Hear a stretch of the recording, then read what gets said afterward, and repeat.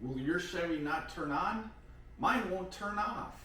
I can move the gear shifter, but the car doesn't move.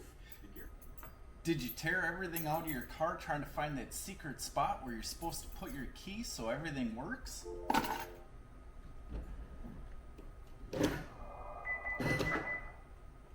And it still doesn't work? When the key fob has a little bit of battery left, but not enough to actually run the car, the computer gets very confused.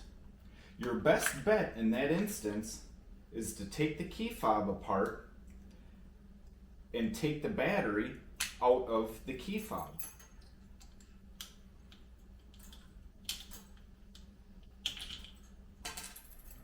With no battery in the key fob and your key fob in the secret place, at least now you'll be able to turn on or turn off your new Chevy car.